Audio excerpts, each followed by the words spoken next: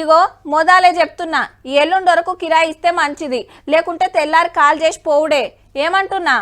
తమ్మి, పోయిన నెలలనే మస్తు లేట్ చేసినావు, గిట్లయితే ఎట్లా చెప్పు? నేను కూడా బ్యాంకు లోన్ తెచ్చి ఇల్లు కట్టినా, ఈడ కిరాయిలు వస్తేనే కదా ఆడ కిస్తీలు కట్టేది అని బాగా చెప్తా వసూలు చేస్తారు.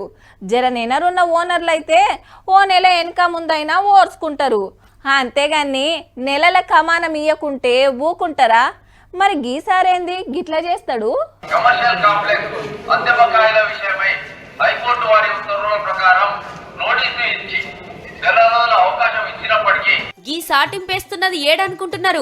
ఆరుమూరు పాత MLA Jeevan Reddy sir shopping mall లా ఆర్టీసోల జాగల షాపింగ్ మాల్ కట్టుకొని కిరాయి ఇస్తలేడట. మరి 8 కోట్ల రూపాయలు పెండింగ్ పెట్టిండంటే చూడుర్రిగా. మంచిగా చెప్తే ఇంటలేడని హైకోర్టు ఆర్డర్ పట్టుకొని వచ్చి షాపింగ్ మాల్ సీజ్ చేస్తామని లోపల దుకాణాలు నడుపుతున్నోళ్లకు గిట్ల ఎరక చేసిండన్నట్టు. సారప్పట్ల అధికార పార్టీ ఎమ్మెల్యే పార్టీ పవర్లుండే ఆర్టీసీ జాగా 7,000 గజాల అగ్వకు లీజుకు తీసుకొని 5 అంతరాల అద్దాల షాపింగ్ మాల్ కట్టిండు.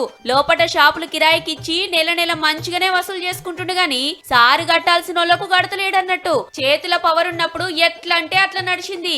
సర్కారు మారే సారు మాజీ ఆయే. 4 నెలల కిందట నోటీసులు ఇస్తే కొంత కట్టిండట. తతిమ్మది లాపర్వ చేసే వరకు అసలు మిత్తితోటి 8 కోట్ల పద్దయింది. పొద్దుకే దాకా టైం ఇస్తున్నాం, పైసలు కట్టకుంటే షాపింగ్ మాల్ కు తాళమేసుడేనని సాఫ్ సీదా చెప్పిపోయిండ్రు ఆర్టీసీ ఆఫీసర్లు. లేలే జరంత టైం కావాలే కడతా అని బతిమిలాడుకున్నాడు. ఇప్పటి మందమైతే ఒకళ్ళ సారు పవర్లనే ఉంటే ఇంకెన్ని కోట్లు పెండింగ్ కావోపో.